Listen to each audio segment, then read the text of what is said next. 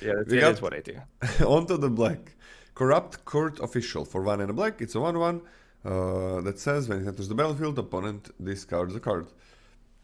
Yeah, C+. I always like this. It's not an artifact, but there's casualties, so it can be sacked, so that's not that bad. Has an extra value. Again, not an artifact like the previous set, but I always like these cards. C plus, yeah. Pretty phenomenal. Especially as like I think that in a set with absolutely no synergies for the additional 1/1, this card can go as low as like a C, I think, like a fine 2-drop, right? But there's like sacrifice fodder and stuff in this set, so it's probably a C plus for me. Okay. By the way, HT says like blue looks like shit. Look at the grades. The rarity is important, right? There is not a huge discrepancy in commons in white and blue in the grades. Sure, a lot of the rares in blue seem worse.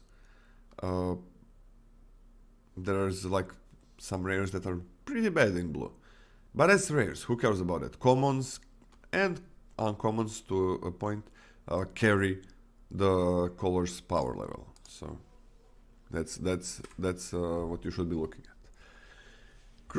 Crooked Custodian for 1 and a black. It's a 3/2 rogue that says it enters the battlefield tapped. Not by a lot, HT, not by a lot.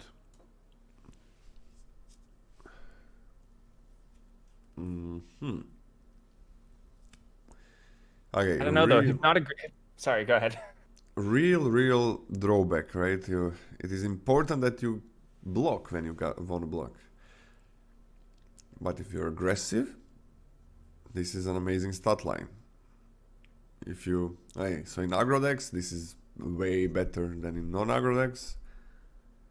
Like, not even close. I'm just gonna start it on a C, because like if in black archetypes that are not aggressive, this is kind of horrible. But in ones they are, it's like at least a C plus, I think. So C. Yeah, I agree. I think it ranges from C minus if you're like on the back foot in the matchup to C plus. Yeah. It's a pretty interesting card in like a small nuanced way, but you're probably playing this anyway. Like if you have a high surplus of 2-drops, I could see this one being you board out on the draw and stuff like that. But it's a fine 2-drop. It's fine. Zeza said, the real power of Beetle is getting back into hand and doing it over again. Not really. That is what people wanted out of Beetle when they played it. But it is not easy to get Beetle in hand. It is not easy to use the ninjutsu with Beetle. It is a 1/1. It's literally the hardest thing to use ninjutsu on. It happens, and it's beautiful when it happens, but it is not something that you can expect to do, especially not multiple times. Surap helps the Beetle a lot as well, so that's a thing. But I think like these red cards or whatever that discard a card from the opponent are always nice. Never had a problem with that. Cutthroat Contender. For a black you get a 1/1 that says pay 1 life. Cutthroat Contender gets +1/+1 till end of turn. Activate only once each turn. I think there's only one card that cares about you losing life on your turn, and that's kind of mediocre 5-drop in black. This seems fine in...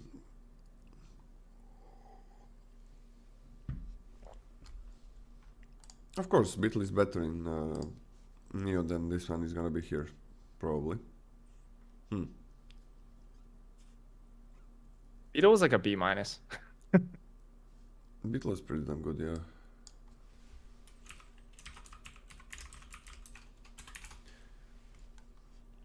Why is it? This is so weird. Like there is no synergy with.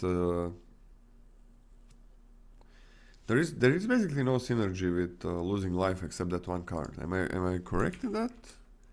I mean, it has synergy with punching your opponent in the face. Yeah, that's the thing. Like if you're aggressive, then it's fine, right? I don't like it, man. I'm just gonna give this a D. Okay. I mean, I kind of like that this can actually trade up reasonably. Like, there's a lot of these cards that were printed that only like get the bonus when they attack. When Like, oh, your attacking. opponent loses 1 life when they attack. But I think being able to block and pay a life and trade up is kind of a big deal for this. So I think this is better, like way better than previous iterations that we've had, despite the fact you have to pay a life for it. But D plus. I don't know about previous iterations, man. Like previous iterations are 2/1 that has some sort of an effect on for 1 mana. I mean, in black.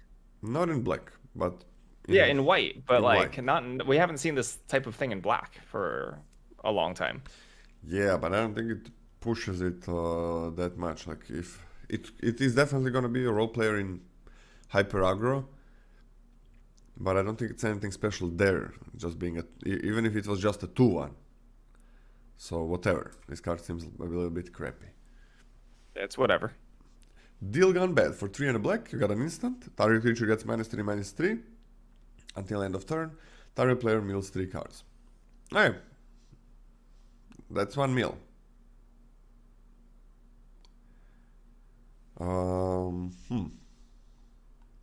I mean, previous what M19 was when we had -3/-3 for 4 mana last time, and that was pretty good there. Strangling Soot? I can't remember. Strangling Soot was the 4 mana -3/-3. I did not think that card was good. I think it was good Okay. in that format, but Strangling Spores, okay. I expect a little bit more. Strangling Spores, yeah. I expect a bit more from my 4 mana removal. He's still serviceable. If you want to mill yourself, you're milling yourself, right? Yeah, gets around shield. It does get around shield. I'm gonna start it as a C minus, but might be a C. Like, where do you grade this, Cody? I'm gonna see. It's mostly because like even these mediocre removal spells probably are necessary playables. Yeah. Like if you need some form of interaction, because all the monocolor interaction is bad. Like at this point, all the blue interaction is bad, all the white interaction is terrible. This is like, I don't know why murder's in this set. Just thinking about it, like it's just kind of hitting me now. It's like, hey, like I was just thinking, yeah, it makes sense. Like I guess if they just want to de-incentivize removal, but then there's randomly murder in here, I guess. Which I guess has the downside of like not dodging around shield counters, but still, what the heck? You almost always mill I think you're milling yourself like 95% of the time yeah. with this card. Yeah. I'm actually on a C as well, yeah. It's serviceable. If you need removal, yeah, why not? If opponents has shield, well, that's kind of perfect. But not that many creatures that do have shield. But yeah, let's start it on a C. I'm gonna expect that the shield, getting around shield, is gonna be just like a minor upside. Yeah, minor upside, why not? Demon's Duo for 3 and a black. It's an instant that says cry 2, then draw 2 cards. You lose 2 life. Serviceable card draw in black. Seems better. This kind of seems better even though you lose life than the blue removal where you just look at the top cards. No selection there, just a little bit of information. I'm on a D plus for this one. How the heck is the black 4 mana instant draw better than the blue 4 mana instant draw? What happened? I don't know what. I don't understand. D plus for me as well. Won't understand what happened. We're not really sure. Dig up the body for 2 and a black. Casualty 1. Mill 2 cards, then you may return a creature card from your graveyard to your hand. Sorry, casualty 1. Oh, I thought this was a 2 mana when I looked at it first. Why is this 3 mana? I don't know. You should go on another like 10-minute rant about it. Okay, let's start. Get it all out of your system now. No, I'm not sure. Like this, like usually, like 3 mana just get 2 things. It does help a lot that you do mill, but then again, casualty 1 is a very, very real cost for this kind of effect. Very real cost. Still, I think you're happy having one, so I'm gonna go on a D+. I am also on a D plus, yeah. But it's mostly to reflect that I don't really want to pick this up early, and I'm pretty sure I'll be able to get as many as I want. Yeah, yeah. I don't think people can play too many of these. Extract the truth. For 1 and a black, choose one. Target opponent reveals their hand. You may choose a creature, enchantment, or planeswalker card from it. That player discards that card. Or target opponent sacrifices an enchantment. Shit. This is crap. Probably not ever gonna play it, but I guess it's playable, so let's put it on a D-.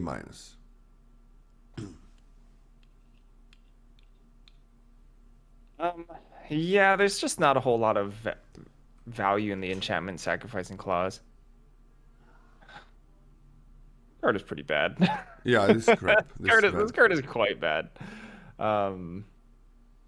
Yeah, you're on a D- for this? Yeah. Is that what you said? Yeah. I don't think it's an F. You can put it in a deck if you don't want to play your 18th land, but that's the scenario where I'm putting it in the deck. Yeah, I'm putting it a D. Oh. But it's quite poor. It's like mid-pack 2, I switched out of both of my colors, and now I have 22 cards in the deck on the end. Oh, this is instant speed casualty, man. There is like, every single casualty has sorcery speed. Okay, that's pretty big. That's actually pretty big. And then you can get rid of something that you want to get back. Yeah, I'm actually very fine with Dig Up the Body. Still a D+. It's still gonna be a D+. But yeah, that's every casualty is sorcery, and then we got this as instant. Very weird, very weird. But I like it. I want more casualty instant speed interactions. It's gonna be interesting. How you're gonna do it adds a lot of complexity, I think. So yeah, every time I see an instant speed casualty card, I'm happy. Fake your own death for 1 and a black. It's an instant speed spell until the end of turn. Target creature gets +2/+0 and gains when this creature dies, returning to the battlefield tapped under its owner's control, and you create a treasure token. Okay. They're making these cards better. I like that. These have rarely been overpowered, or never been overpowered, rarely been good. So yeah, in a set that where we are gonna have a lot of 3-colored cards and a lot of dual color cards, I'm very, very into this. I don't know. I've never been.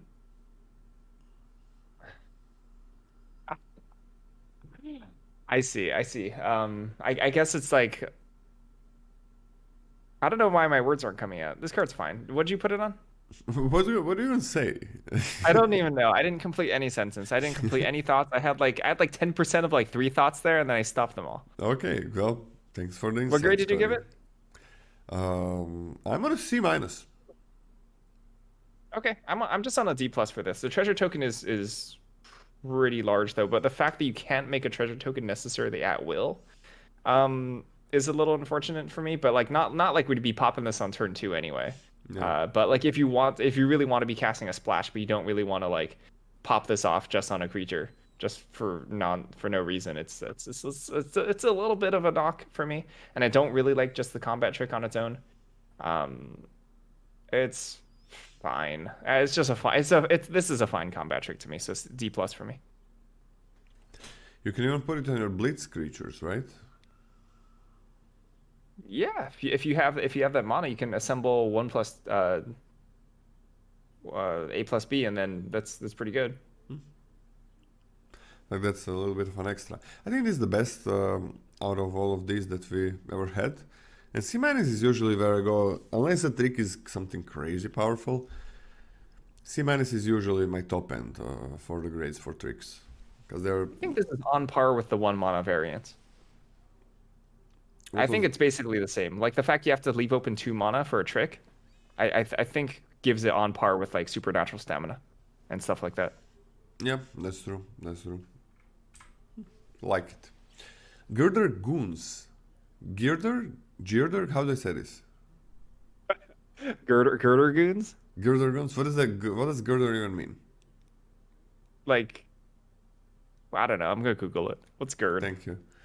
For 4 Gird. and a black, it's a 4/4 Ogre Warrior. When It's nothing matters except citizens here, so I'm not gonna read the types unless it's a citizen. When Girder Goons dies, create dies. Create a tapped 2/2 black rogue creature token. You can blitz it for 3 and a black. This is the first blitz card, I think. So, just a quick explanation. You may cast a card, a creature for its blitz cost. It gains haste, and when it dies, it draws you a card, but you sacrifice it at the beginning of the next end step. So basically, you can cycle the card, and usually you get something else because these cards have ETBs or death effects, but you always cycle it and you deal some damage probably. So for 4 mana, this is a 2/2, draw a card, and get a 4/4 with haste that's gonna die on the end of the combat. That's pretty fucking good, man. that's a heck of a lava axe. Yeah. That's pretty good. Like, if that's what exactly what the card was, that's really good. Most of these blitz cards, I think, are amazing. That's pretty good, and you can with some of these, like you might want you can think about casualtying, right? If you have the mana for it, that's gonna happen. So, but this card can also be a 4/4 that gets you a 2/2. Which is when it dies, which is fine to have both flex options to be flexible. Man, I think this card is at least a C+. Like a 2/2, draw card, get a 4/4 haste that's gonna die this turn. This is really good. Okay, I'm gonna start it as a high C+. Is it a B-? What do you think, Scotty? I don't think it goes into B minus territory, mostly because I just want to be picking up the cheap efficient creatures at B minus rather than like a 5-drop that's like a good 5-drop. But it's But a this C is a plus good for me. 4-drop. Yeah, sorry, as good as a good 4-drop plus 5-drop is whatever, then I'm totally fine with this. This is C plus for me. Okay. Incriminate. For 1 and black, choose 2 target sorcery, whatever. Choose 2 targets creatures controlled by the same player. That player sacrifices one of them. Yeah. I mean, edicts are bad. Forcing your opponent to sack is fine if it's not a whole card, but if that's the card, forcing the opponent to sack, it's basically always trash. Now, if you force them to sack, maybe you have some choices, like, okay, I don't know, sack a creature with the highest mana value. That's fine, you probably want to kill that creature at least. But this thing, at least with edicts, you can use it when an opponent has 1 creature on board, right? So they're bad, but that's the thing about them, right? You trade, things happen, and they're like, okay, bam. Well, you got that 1 creature, and you gotta get rid of it. Well, this doesn't even do that. Your opponent needs to have 2 creatures. This card is horrible. I don't see myself ever playing it. Now, it is not unplayable, but I don't think this is ever gonna make the deck. So I kind of want to give it an F, but I'm gonna give it a D-, because it is not unplayable, right? It's better than nothing most of the time. So I guess a as low as I can get without being unplayable, like D-, but with 3 minuses on it. What do you think, Scotty? This card just feels bad in every single fundamental Yeah. way in limited whatsoever. You can't cast it when they have 1 creature on board. It never kills exactly what you want it to kill. The text of this is a very small amount of rules text for something incredibly like they use like the perfect amount of words to make this as bad as possible. Yeah, definitely. It's very elegant in that sense. I Yeah, would say. It's like beautiful. very elegantly worded to be as bad as possible. It has all the worst words on it in the most efficient ways. Incredible. Yeah, D minus. Yeah, Jesus Christ. Um, and they didn't even need words for this, right? And it's a sorcery. Just on top of it, like, oh, this could be too powerful. We made edicts that were instant speed in the last year, and those are always horrible, close to unplayable. But this one needs to be sorcery. This is the one that's gonna change how everybody looks at edicts. So yeah. Join the Maestros. For 4 and a black, you get a sorcery that says create a 4/3 Black Ogre Warrior creature token with casualty 2.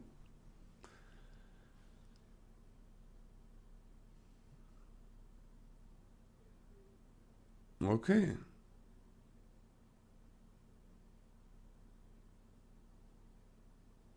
Okay, Mike. If it were up to 2, let's just go back for a second. A few people are saying things about this. Like if this was up to 2, then this would be better than any removal in this set. Because you would always why would it ever be up to 2? You would just choose the best creature they have and they sacrifice it.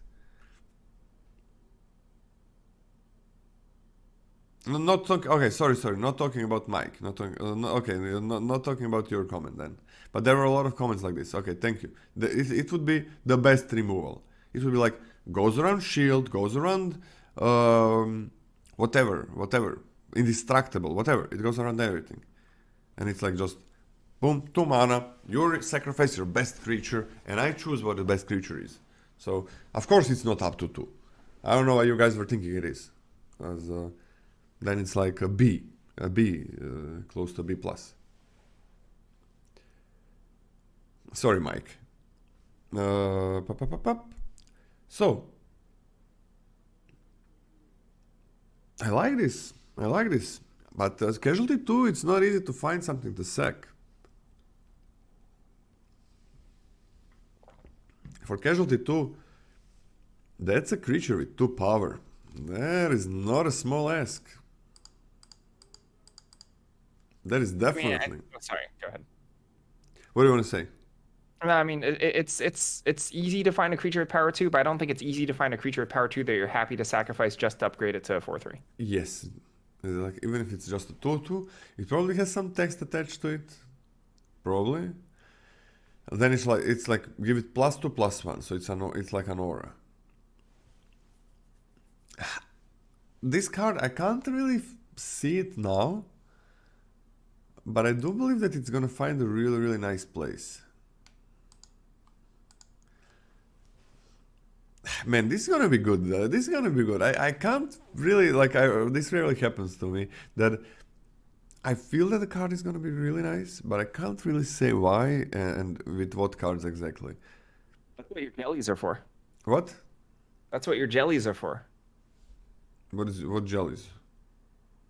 The jellies is a part of your body where you feel things when you just feel things and you just know it.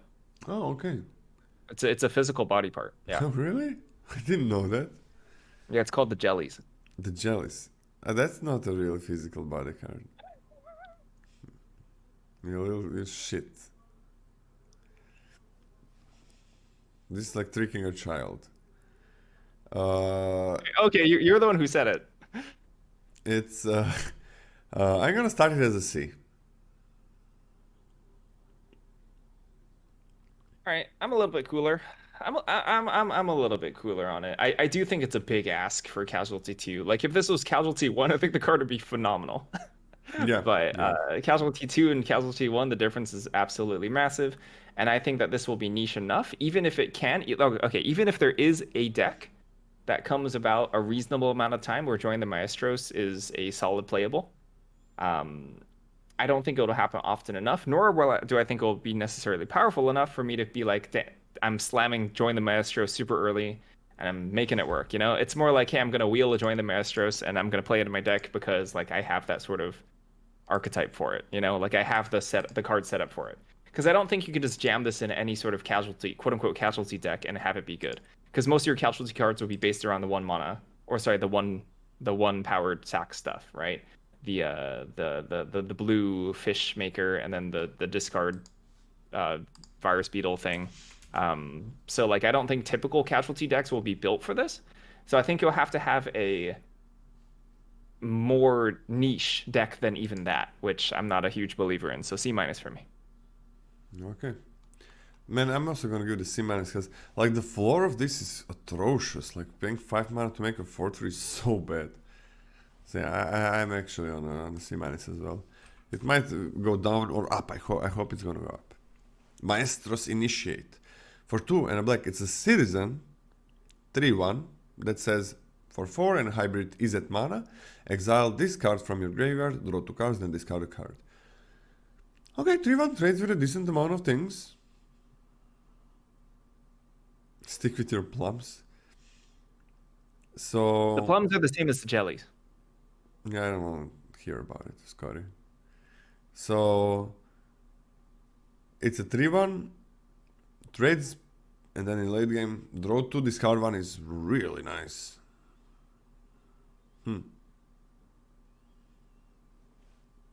This seems pretty good, yeah. Fuel for casualty, I don't know. Too expensive, like 3 mana you gotta pay, and then 5 mana. Maybe super late game casualty. Like I don't care about upgrading this to a 4/3, for example.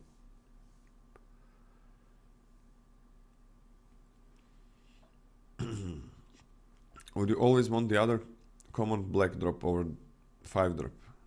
Yes. Over the last one, yes, always.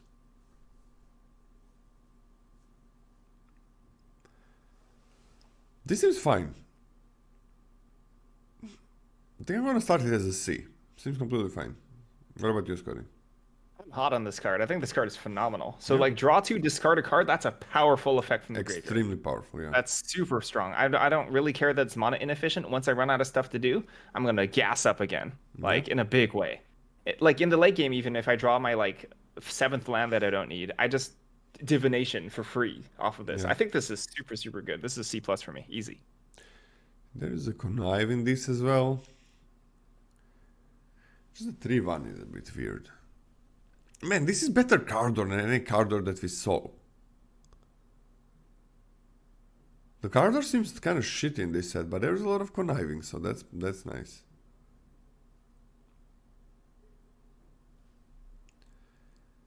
I'm on a C plus as well, actually. When I saw this card, I was extremely impressed. But then I was like, oh, how many can you play? How fast is the set gonna be? Obviously, the faster the set is, the shittier this is gonna get. But I I think mean, like how like you can just block with this. How bad can it be? that's also true. That's also true. Block's fine. Yeah. Yeah, Like if you like think on the aggro side, if your opponent plays this on turn 3, you're just like, well, I'm not incredibly happy, you know, because they can just block whatever I'm coming in, and then later on they're gonna lock up their win. So good on board, good on graveyard. No, not good on board, but good on it's a board. better blocker than it is an attacker. Yeah, this is bad on board, but it's good because it is gonna have an extra value from the graveyard. Not really good on board.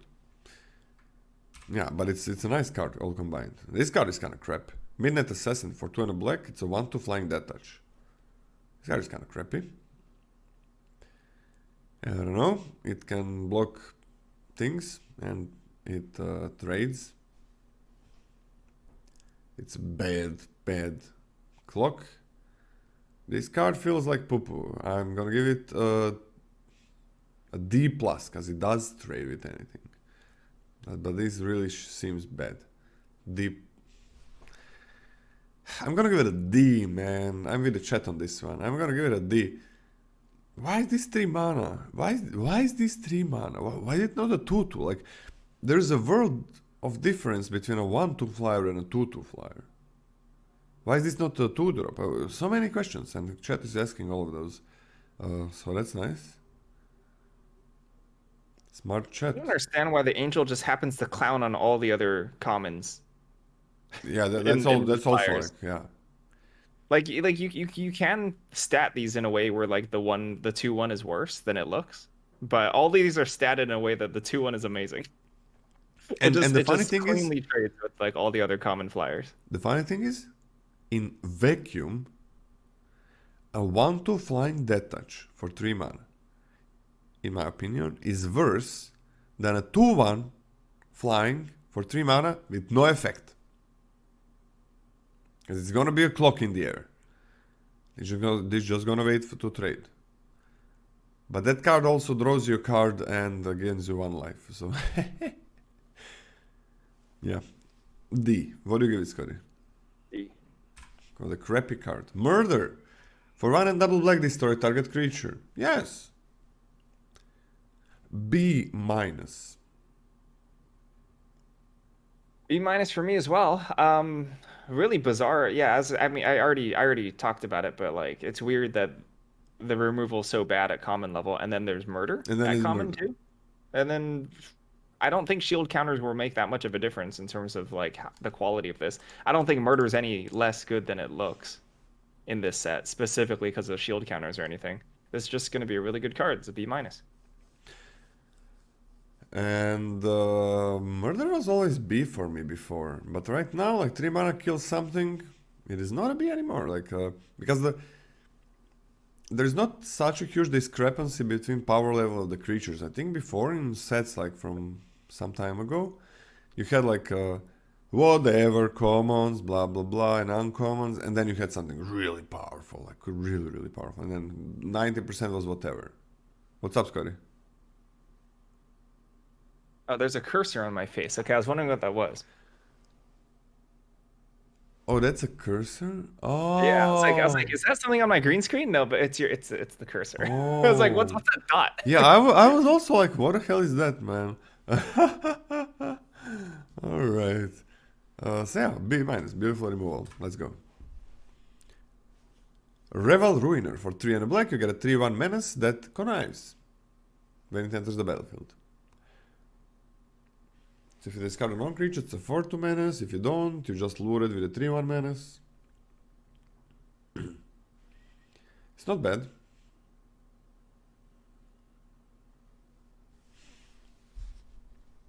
Not bad. Not a bad card. It's not good as well. I really don't like the stats. Oh man, it's so weird to grade this one. I really don't like the stats. Nah, connive creatures are not too costly, but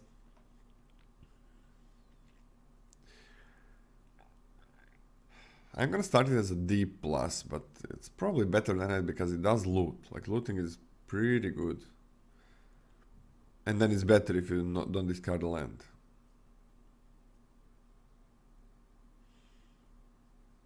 What do you think, Scotty? I think this is fine. I think a 4/2, if you do happen to discard something, and ideally it's something that you would like to be in the graveyard for Menace, is like reasonable enough. Later in the game, pitching something is like, like if this is a 3/1 4 mana that drew you a card essentially in the late game, that's pretty good. I mean, I think this is a fine 4 drop. It's C minus for me. Okay. People say not a fan. Annihilator says not a fan of connive on first impression, but we'll see. What's there not to be fan about? It is better loot. It is strictly better loot. So, I mean, is looting good? Yes. Is connive better? Yes. What's wrong with it? Because you have, people are gonna have the choice, and they're gonna be like, man, I don't want to discard non-lands. Then don't.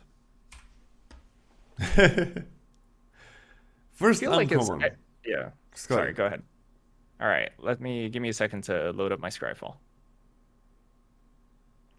I don't think they seem to be costed that you need to get a +1/+1 because you are looting, and if you are removing a land, that is kinda close to drawing a card. Now, if all of these had draw a card in their text, they would be crazy powerful, right? All of them. So think about that. If you gotta discard that land, if you have too many from flooded, you almost drew a card. Dusk Mangler, 5 black, creature horror. It's a 5/4. As an additional cost to cast the spell, sacrifice a creature, discard a card, or pay for a life. So one of them. When Duskmangler enters the battlefield, each opponent sacrifices a creature, discards a card, and loses 4 life. So all of them. I love this card. I think it's like worse than I like it, but I'm super happy it exists because I guess I'm a huge Timmy. But I will enjoy I will enjoy casting this card a lot, and I will try to cast this as much as I can because it feels so good. By the time you cast a 7 mana spell, the likelihood that your opponent has something relevant that is in their hand is not super high, but them sacrificing a creature and them losing 4 life is pretty stinking nice. The fact that you're having 7 drops in your deck means that paying 4 life is like less free than it probably looks at first glance, right? Because you're putting 7 drop in your deck, which means that's the one less card to defend yourself, which probably means you're maybe getting beaten down a reasonable amount. Um, but hopefully, like you can have something to sacrifice, or maybe like an additional land on top of your 7 lands already, which is also a tough ask to pitch. I don't think this card is absolutely phenomenal. I do think it's fine. And I stick to what I'm saying. I'm going to try to cast as much as possible. This is a C for me. It feels like horrible shit. So, okay, let's break it down. Ooh, a lot of things happening. Not really, not really. So, let's say you're paying for life, right? As Cory said, but when you cast this on 7, probably opponent doesn't have anything to discard, really. So, what you're getting is, if you're paying for life, is you're getting a 5/4, you both pay for life, and opponent sacrifices a creature. Like that's you do have a choice on what to do. So what you're getting is a 7 mana 5/4 opponent, and the opponent has to sacrifice a creature. Now, is that good? If this card was 7 mana 5/4 and opponent has to sacrifice a creature, Scotty, is that good? If this is a 7 mana 5/4, opponent has to sacrifice a creature? No. Because it feels like that's kind of what it is. They're probably not going to discard a card. You need to pay something, so if you both pay for life, it's nice that you can choose. You're probably not going to discard a card. You gotta get crazy flooded.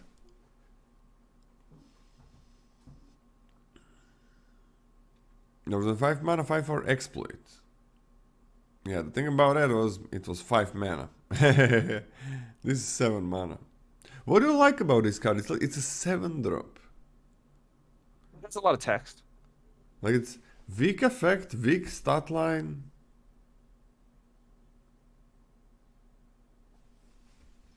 I think it's more of a toss-up whether or not this discards anything at all. Honestly, like to the comment that this probably discards your last card, I don't think this is really reliable. Like 7 mana is way later than turn 7. Yeah. Typically. Way later. And like unfortunately speaking, like graveyard shift exists, but that's not a reliable. That we can't rely on that at all. I think this is poopy. I'm gonna give it a D, but I hope I'm wrong. This is interesting card. I'm gonna give it a D. Seems bad. Seems really bad.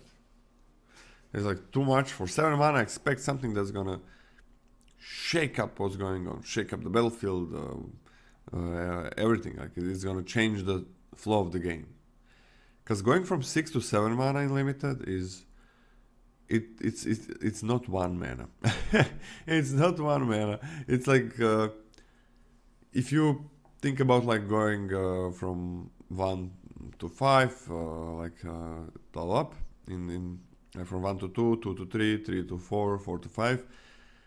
6 to 7, it's like not just getting 1 mana, it feels like you need to get 3 and not 1. This is way later than turn 7. Unless you're drawing a shit ton, but yeah. I mean, the existence of treasure tokens helps, for sure. It helps, as Chad is saying. It helps. Also, like in terms of using this as a 4/4 life as a finisher, like the fact that paying 4 life is more costly if you're putting 7 drops in your deck cuts the other way. It means you're also not pressuring your opponent's life total as much. Yeah. So like 4 life lost for them is not as big of a deal. Yeah, You're not gonna play this in aggro deck, but it can be a reach, right? It can. I'm gonna bet that it's better than a D, but I also agree that it's a lot worse than it looks. Yeah, I hope it's better than a D. I really hope. Graveyard Shift. Speaking of, There we 4 go. black, 5 mana total for a sorcery. This spell has flash as long as there are 5 or more mana values among cards in your graveyard. Return target creature card from your graveyard to the battlefield. This is very, very close to just 5 mana return something to the battlefield. Like I think the 5 mana cost is very, very tough to get. You can build around it, and I do think that importantly, I think there's good cards at 1 CMC that you can put in your graveyard pretty happily. So I think that's like a good start of it. So like 1 through 5 is probably like a pretty common thing to get. That being said, uh, I don't think this effect is good. These effects are never that good. This is a D for me. This is gonna be a D for me as well. Not a good effect, guys. I see chat is going for C plus C, C minus. Nope, nope, nope. This has never been good. We should note. Sorry. Yeah. I probably should note that despite me saying how difficult it will be to get 5 mana costs in the graveyard, it is a big upside Oh, when you get there. I just wanted to say that if Sorry, I cut you off. no problem. If this had flash, now this would be nice. This would be beautiful. Like flashing the creature when the opponent is attacking your biggest creature. Yes, please. Yes, please. But not sure how often that's gonna happen. So these 5 different mana values, that's a huge, huge ask. There is a lot of connive, which helps a lot with that. There is connive, which helps it by putting big things in your graveyard. But it's still a really, really hard thing to do to get these 5. I think it's gonna be the same in this set.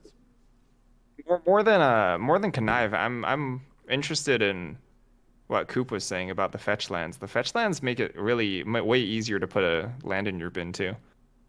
Yeah, and those lands that also sacrifice themselves. That's exactly what we're talking about, yeah. No, I mean for drawing a card. Ah, yeah, sorry. No, yeah, you're right. But it did sound like I was going like fetch lands. Yeah, and those that sack themselves. So yeah, we're gonna see. We're gonna see. It's usually extremely hard thing to do. So like something like this, 5 different in limited, it is extremely difficult and takes a long time. I'm sold. I'm up to D+. There we go.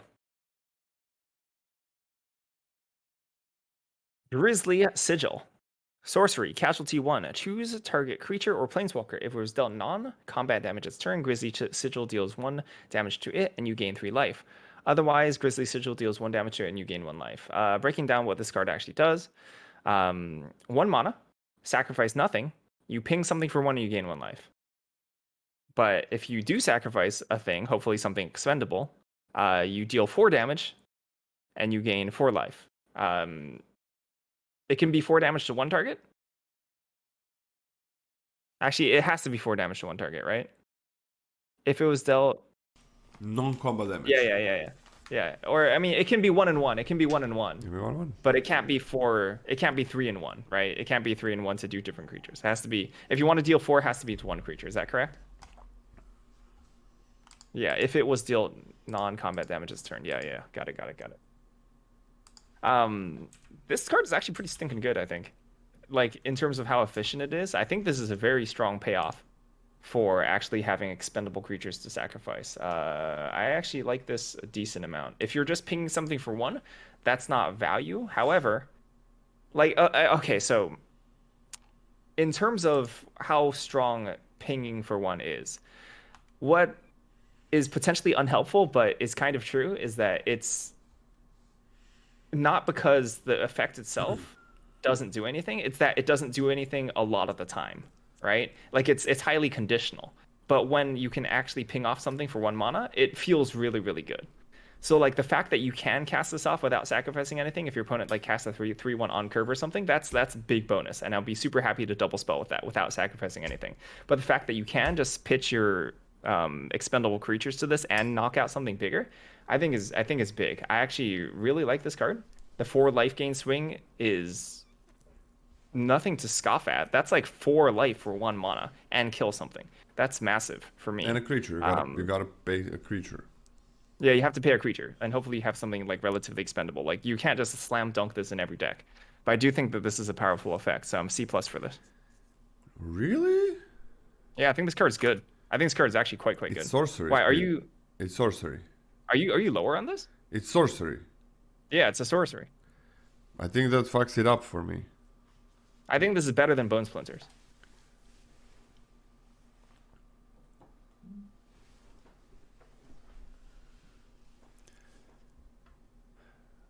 By a decent amount. I think it's fine, but it's sorcery speed. That I hate that it's sorcery. It does give you a lot, so I think it is a C. I think it is a C, but I'm not excited about it at all. No, I think it's a C minus, man. Also, the it is a huge deal that you can kill the 2/1s, the 3/1s. That is not a small thing. So you don't have to sacrifice something, but Bone Splinters also discards, right? No. I think you're thinking about the Modern Horizons one. Oh, I'm thinking about the Modern Horizons one, that's true. But in Shards. that was what Bone Splinters was in Ikoria? Bone Splinters was I only remember it from Shards of Alara. It's been a while for me. But it was reprinted, yeah. The Bone Splinters is not a good Magic card, right? Bone Splinters is quite bad. Yeah. But I do think that I think that the fact that you can actually cast this without sacrificing anything and get value off of it is a huge. I mean, you're already saying it's a huge deal, but I do think it bumps up the grade a decent amount for me. And also, like when you actually do sacrifice something, the 4 mana life or the 4 life that you gain is also really big, I think. I'm on a C minus. Then if you start picking up things that you're okay sacrificing, because if you don't have things that you're okay sacrificing, then this card is hot garbage. This card is shit. It's horrible. If you don't have things to sack. So I'm on C minus.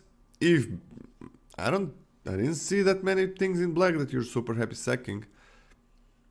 So right now it's not like, oh yeah, I'm always gonna have something lying around. So I'm gonna go with a C minus. But it goes way up if you have things that you're okay sacking. That's for sure. Heartfire is instant speed. And yeah, that's Heartfire is a completely different card. Heartfire was not broken or anything. Heartfire is really good at going face. It goes face as well, yeah, but Heartfire is instant speed. Like sacking things on instant speed is huge different. Huge different. I think this would be completely fine as an instant. I don't think it would be overpowered. I think it would be very busted good. in half. What? I think it would be busted in half as an instant. Although, I mean, we're just literally repeating our grades over and over again. I like it. You don't. I think it would be really good, but not busted. Okay. Illicit Shipment, 3 black for a sorcery. Casualty 3. Search your library for a card, put it into your hand, then shuffle. Whoa. Whoa. It's a powerful effect. It's actually a powerful effect at uncommon for me in terms of like what it actually does. Like if you think about it, like 5 mana tutor up 2 things. Whoa, like get your best card and your second best card. Whoa. Yeah, I think this card is hot. I think this card is garbage. I think it's I think it's so bad. 5 mana tutor something is not a playable Magic card. 5 mana sacrifice a very real Magic card to get another Magic card is also extremely bad. How many blah blah blah your opponent shows you here's a hypothetical for you, Lola. Mm-hmm. Your opponent shows you 3 Sleep with Fishes, Yeah. and you have no other casualty cards. Do you sideboard this card in? Yeah. Okay. D minus for me. But I gotta have something really good to search for. Okay, so this card can be okay if you have if there is some broken combo that I didn't see yet. If there is some completely broken combo that you always want to get to, and that's how you win. That's where you can play it. Still bad, but that's where you can play it. Oh, I'm on an F. This is not playable, I think. Like 5 mana tutor, 5 mana casualty 3 double tutor. I don't think this is playable. This is an F. Chat is chat is going on, is having some really nice evaluations. So that's nice, commendable. F. Don't put this in your deck. I'm not gonna put it. And well, if the grade is completely gonna change, if there is something in black X where you really need to get to that. So yeah, and if the set is extremely slow, but still casualty 3, man.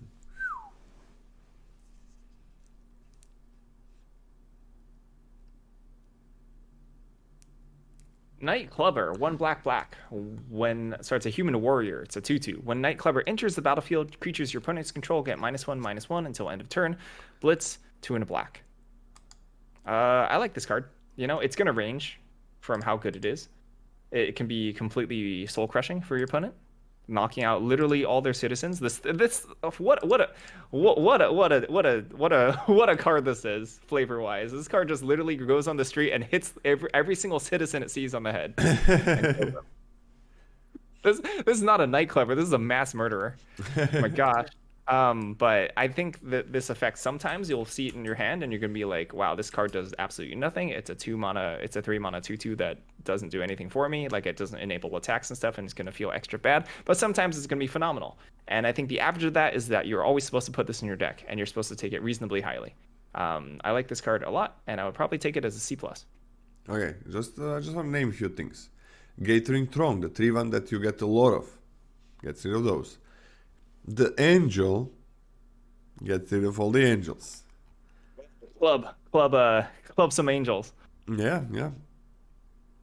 Well, of course, there are citizens, there are X1s in black. There is a good amount of X1s in this set. There is a good amount. Hi. So if you don't care about a 2/2, you can just cycle this, right? This is a really powerful thing to cycle. It's not instant speed. You can use it after combat as well. After combat's a big thing I didn't mention. And a lot of times you're gonna be like, okay, yeah, card draw at this point of the game is better for me, and a 2/2, right? If you need to do that, but card draw is better for me than a 2/2, and that's a crazy good option to have. I kind of want to give it a B-. I'm just gonna go with a B-. Like, this closes down a lot of things, but sometimes in some decks it's just against some decks it's gonna be way lower than B-. But I think I'm gonna start it as a B-. I think Blitz is a big deal that sells it for me. Like, even I'm sold. if you kill like one thing with this and draw a card, that's really good. Card's really good. Rafine's Silencer, 2 and a black. 3 mana total for a human assassin. It's a 1/1. When Rafine's Silencer enters the battlefield, it connives. When Rafine's Silencer dies, target creature an opponent controls gets -1/-1 until end of turn, where X is Rafine's Silencer's power. Okay, so if this is a 3 mana 1/1 that loots and gives something -1/-1 when it dies, that seems not powerful whatsoever. If it's a 3 mana 2/2 that gives something -2/-2 when it dies, it's reasonable. I think it's a reasonable card. Which is overall kind of unexciting for me. In general, there are obviously ways you can augment this with equipments, adding +1/+1 counter onto this, adding an aura onto this. This kind of pairs hand in hand with the white aura that you can slap it on from the graveyard, but that's an enemy color, which is not going to happen that often in this set, I think.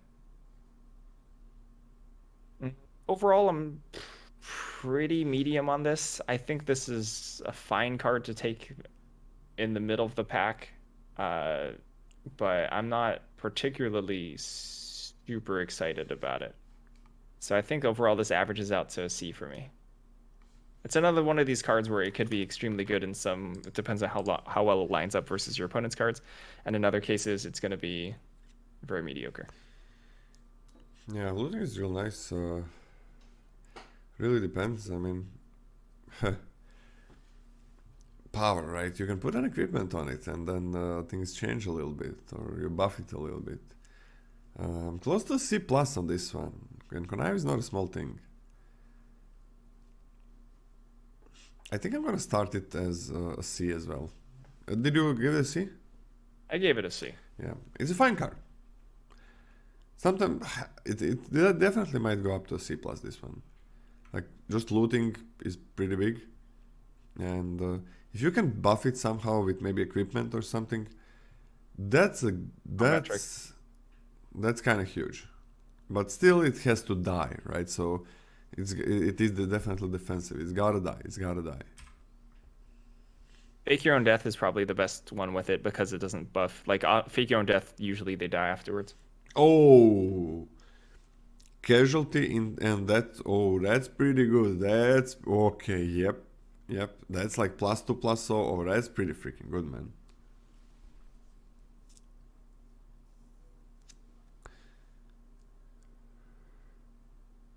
Rogue's Gallery, 1 black for a sorcery. For each color, return up to 1 target creature card of that color from your graveyard to your hand. So this can return up to 5 creatures if you have the full rainbow of things in your bin, which is fun to build around. I don't think you should be building around it necessarily. In a typical 2 or 3 color deck, you can return like, okay, if you return 2 things, it's like, whatever, this is fine. You know, it doesn't always necessarily return 2 things. The fact that they have to be different colors is like a huge downside to just something like Soul Salvage. A huge downside. The fact, like the upside of in like a typical 3 color deck that you could potentially return 3 things, I don't think offsets the restrictive color requirements of this. And of course, going up from there is meme territory, in my opinion. Their memes I'm definitely taking, but they're still meme territory. That being said, I don't love it a lot. I think I put this at a D+ initially, and we're gonna try to make it work. Okay, so wait. If you have a 3-colored card, let's say, let's go with dual-colored, Ragdos, okay, black, red, and you return that card to your hand. Does that count? Like return up to 1 target creature card of that color. Does that count like returning both red and black? It doesn't. I think you get to choose. Basically, when you return a multicolor card, you get to choose which color that represents. Oh yeah, okay. Yeah. So you're going like, okay, white card. Let's get back this one. Blue card. Okay, now I'm gonna get that one. Okay. There's a lot of multicolored things as well. I think this is completely fine. I'm on a solid D+. This feels completely fine. Yeah. Probably don't want too many, but in some decks it's even better. But again, this kind of effect, it's always nice, but not broken or anything. You need to have things in the graveyard. Self-mill is gonna help a lot. But commons, guys, commons. There are a lot of common multicolored cards, and that usually doesn't happen, right? There's like 10 common multicolored cards. Common, it's a rare thing that happens in limited, so that's a big deal for this one. I don't think it's about, sorry, finish up. No, you say. I don't think it's about whether or not your best cards can be returned. I think it will be about when you want to cast this in terms of timing and normal variance of a limited game. There's going to be situations where you want to return 2 of the same color and you won't be able to. Yeah. And the fact that it's restricted in that sense is a big downside. It's not even about like whether or not the best cards in your deck are multicolor. It's about the draws, and it's about the way that the game plays out, what trades off with what. And the fact that you will be limited in some scenarios, maybe like 20% of scenarios even, that's a big downside. The big deal is, for me, like, yeah, that's definitely a downside for it, but it can have some upsides. When you're returning 3 creatures, that's pretty huge, which is gonna happen. But yeah, self-mill. For me, it's like always with these cards, it's more about having 2 creatures in the graveyard. And that's not that easy. And then having 2 creatures in the graveyard that need to be of certain type, not very easy. But yeah, still fine. Fine for what it is. In some decks it's gonna be horrible. In some decks it's gonna be really nice.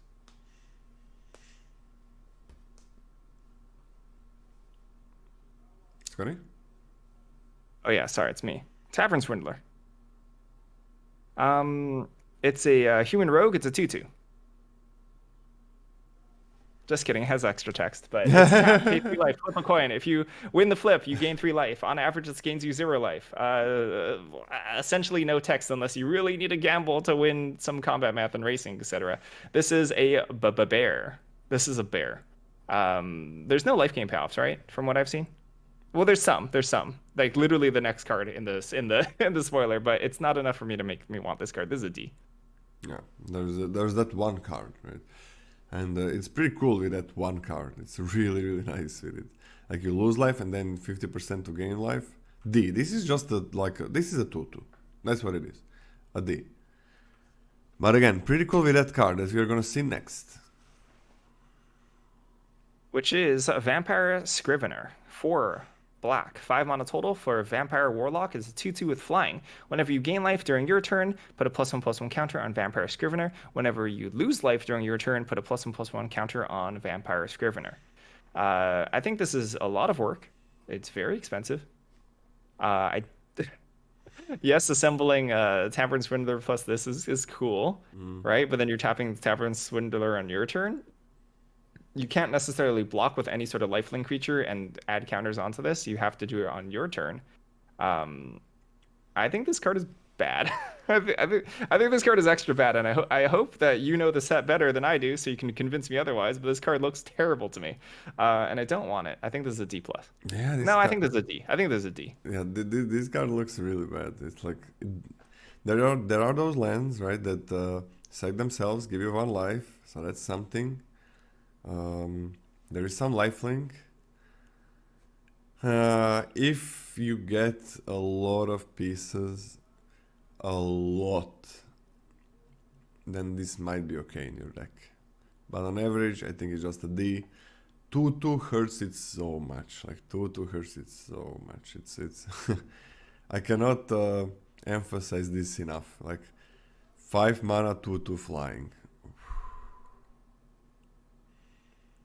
3 Evolving Wilds gives it 1/1. Yeah.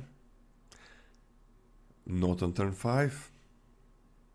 Never on turn 5. So, gotta have that 6th land.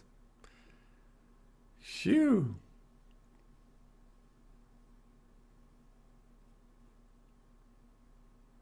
Yeah, how many lands are you gonna be playing after you play your 5 mana threat? Threat, it's not even a threat, man. I'm on a D. I think this card is crappy, but maybe if you get all of those, maybe you get a lot of these Tavern Swindlers. And then it's like, I mean, those are uncommons, both of those. It's not gonna happen that much, but I guess both of those are not high picks, so that's one thing. I'm gonna try to make it work in some decks, that's for sure.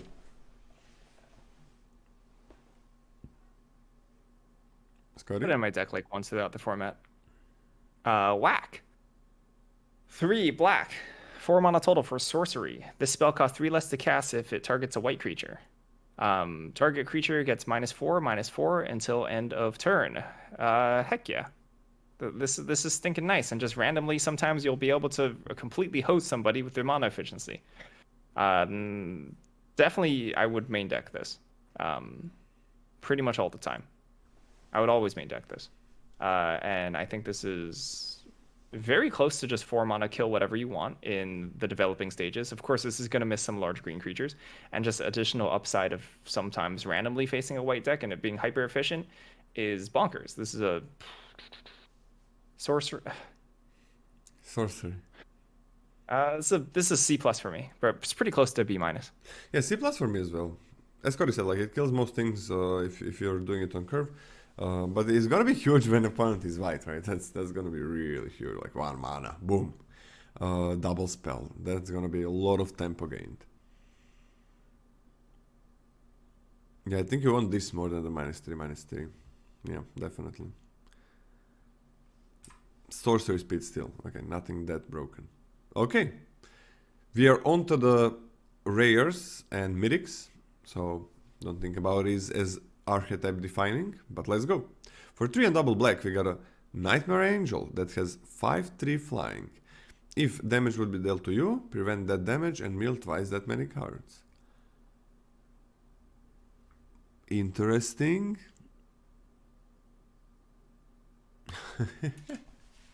Okay. Oh man.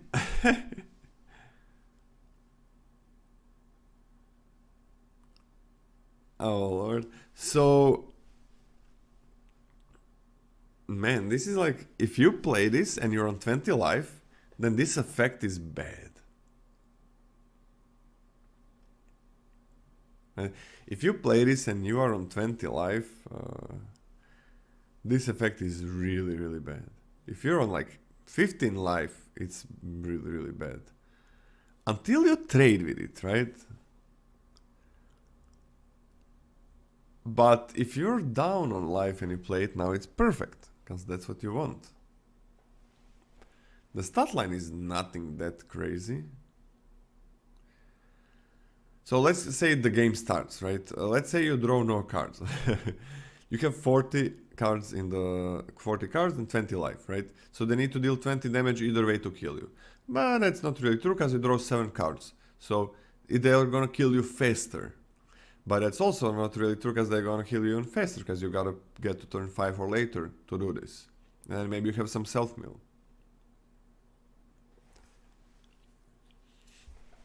And you draw cards. And the game is not on turn 1 when you play this. The game is on turn whatever.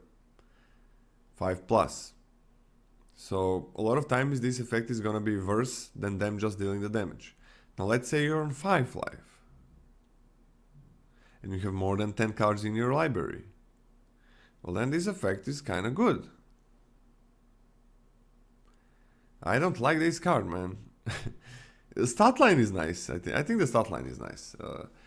I'm just gonna give it a C plus. The stat line is fine. I'll do like the stat line. It's a good look. What do you think, Scotty? I think it's slightly better than that. I think the stats are pretty reasonable. I don't think it's like that actually that problematic if you actually just need to trade this off to preserve your library. I think milling yourself like for the first couple times is going to be pretty big upside in most black decks. And honestly, just mostly I see it as a 5/3 flyer for 5 mana Yeah. that Yeah. has an effect that sort of has equal amounts of upside and downside. So, B minus. Okay. Body Launderer for 2 and double black. It's a 3/3 death touch. But whenever another non-token creature you control dies, this card connives. When this creature dies, return another target non-rogue creature card with equal or lesser power from your graveyard to the battlefield. Yeah. Yeah, I mean 4 mana 3/3 death touch, trades with anything. When anything dies, it connives, that's beautiful. When this dies, it can be more than 3 because it's conniving. This card is fucking amazing. B plus. This is like a 2-for-1 without a second effect. Probably a 2-for-1, right? Almost always a 2-for-1, I think.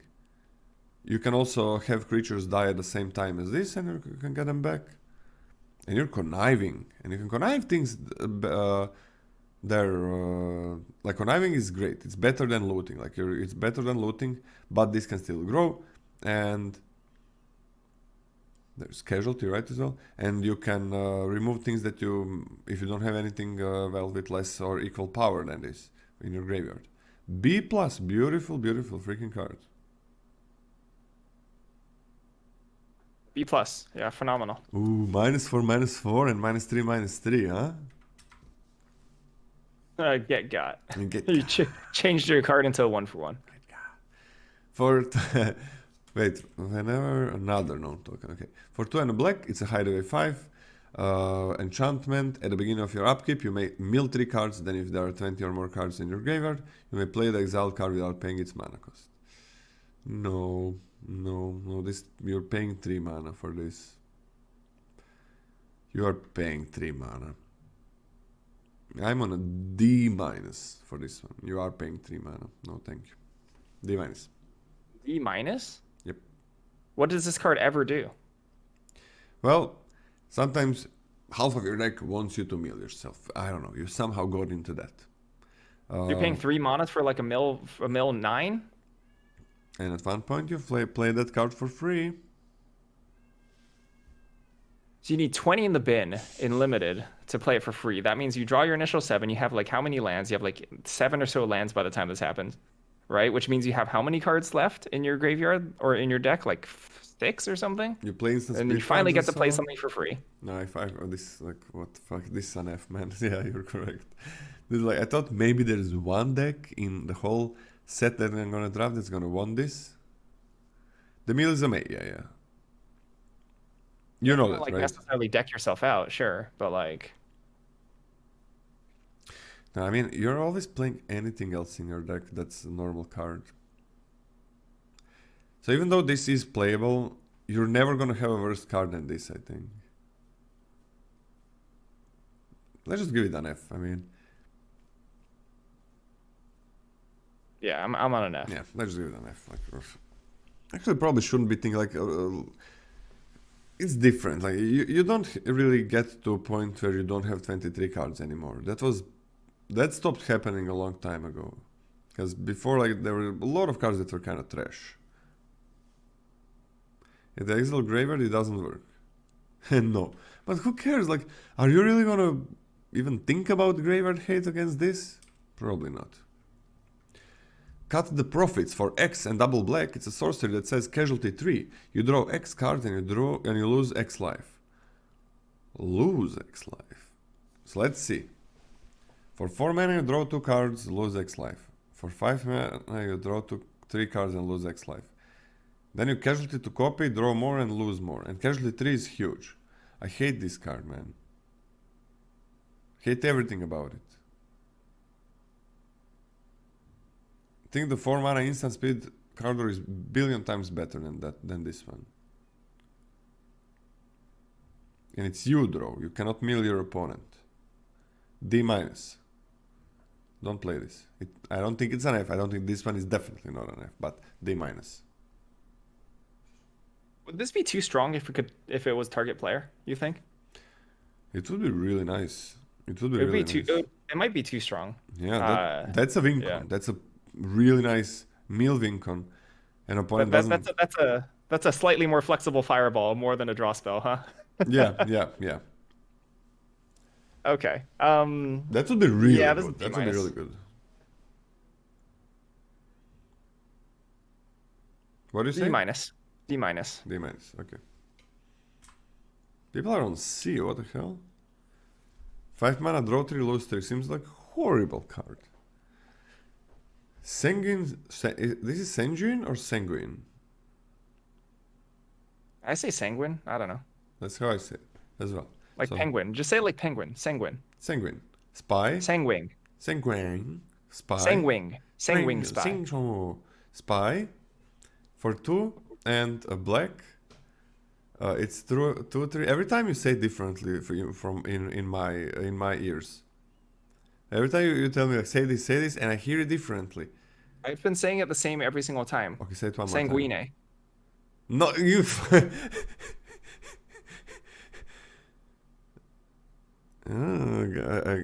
That was on purpose.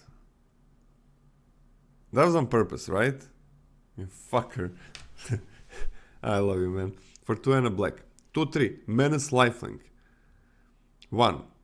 Sacrifice another creature. Look at the top card of your library. You may put that card into your graveyard. At the beginning of your end step, if there are 5 or more mana values among cards in your graveyard, you may pay 2 life. If you do, draw a card. Sanjin. That's pretty fucking good. Yeah, baby. I mean, 2/3 Menace lifelink for 3 is fine. And then you might end up drawing cards. Yeah, I don't think it's very easy. And this sacrificing creatures, it's like whatever. I'm on a B minus for this. I like the card a lot. It's mostly about the stats, and then hopefully sometimes that last part is gonna happen, so why not? And I guess you can sack things to look at the stuff when they're about to die. And it's another creature, so that's kind of rough, but I don't think this is a very high priority. So like I'm on a B minus. So it's very, very solid 3-drop. Oh. I was about to say, I'm shocked that this is only a B minus for you. Because for some reason I thought this flew. What did you I thought? thought this had flying. I was like, Oh, huh, this is a B minus? No, but it doesn't fly. yeah, that would be a B I plus. see, I see, I see. I still think this adds up to a B for me. I think that the effect of San Juan Spy is really, really good actually, and I think that you can. The more that I'm thinking about the five in the graveyard, I don't think it's like completely irrelevant, right? And I think you can get there if the game goes late if you don't trade this off Yeah, anyway. it's This gotta go will late. definitely like peg in for like 2, if not 4 damage and have a 4 lifelink swing, which is pretty stinking good, right? Hmm. But I think this is B. I think this is as solid as a 3-drop as you're gonna get. Yeah, it's one of the best 3 drops. But it's gotta be pretty late in the game. Like no matter what you're doing, no matter the self mill to get it to these kind of effects. I think So you would take the common over this, the angel common. the 2-1 That's what you're saying. flyer. Yeah. Yeah, yeah, Okay, I wouldn't. yeah. Okay. Shadow of Mortality. For 13 and double black, it's a 7/7 avatar. If your life total is less than your starting life total, this spell costs X less to cast, where X is the difference. Okay. So if you're on 10 life, this is a 5 mana 7/7. And it's kinda uncastable before that.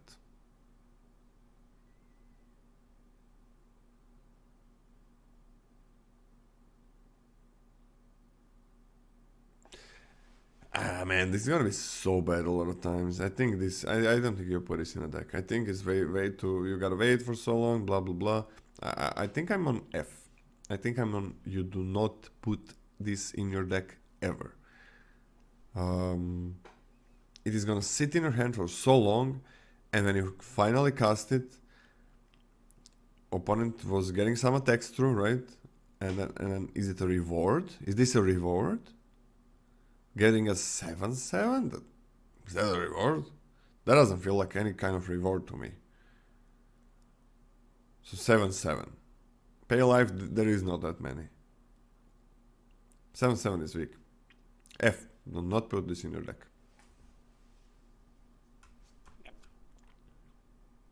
For that kind of waiting, for that kind of investment, for playing with one less card like you mulligan, 7/7 is not enough.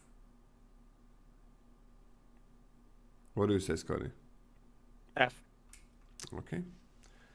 Shakedown heavy. For 2 and a black, it's a 6/4 menace. Whenever it attacks, the defending player may have you draw a card. If they do, untap this card and remove it from combat.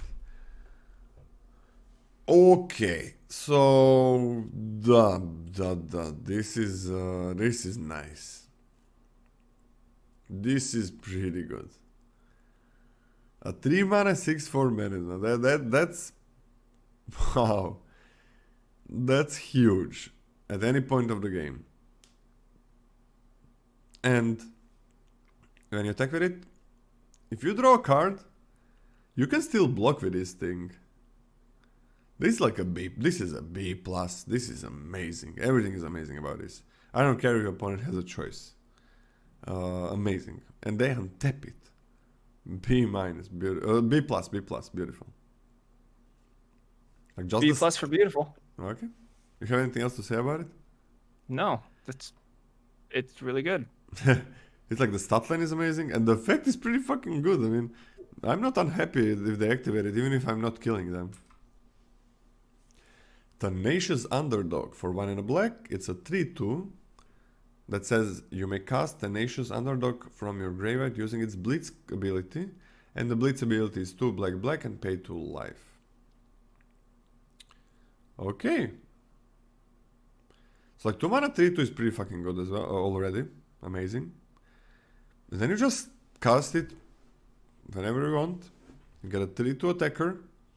And it always draws you a card, right? It's gonna be like the worst thing it's gonna be, it's 4 mana, pay 2 life, draw a card. That's the worst thing.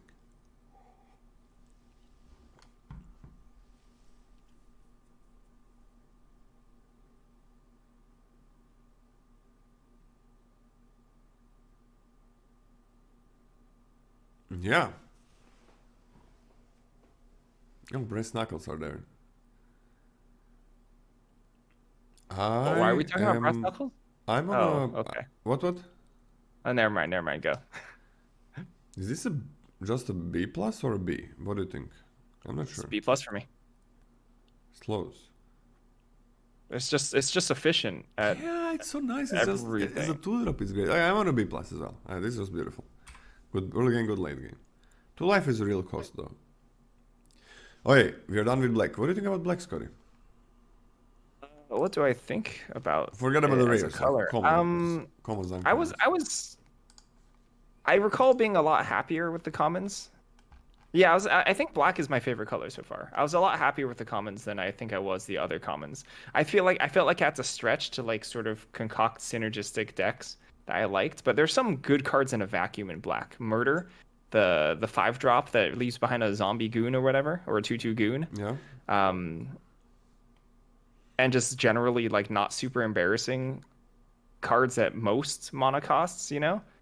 I was reasonably happy with. Like even like the worst removal spell, which is probably well to be honest, the sacrifice intimidate one is the worst removal spell. But like even like the strangling spores -3/-3 one is like like that has a home. That's fine. No. That's not like we're not like kill shot leveling this with these cards. So at common level, I like black a lot. Yeah, I think it's fine as well. And I don't think it's like I also agree that it looks not good compared to recent sets. Like this on power level in terms of limited, it feels lower at the monocolor slot. But in terms of compared to the other colors, I like it. I think so far the colors seem pretty balanced. Now, that's just super initial. It's very hard to know the balance, right? Until you start building the decks a bit and testing them out and seeing how the meta uh, is gonna work, like how it's gonna adjust. And it's not like, oh, now people are picking red, I gotta pick differently. It's not like that. It's more like, okay, oh, you can feel out the speed of the format, you can feel out like what's gonna be happening with the archetypes and so on.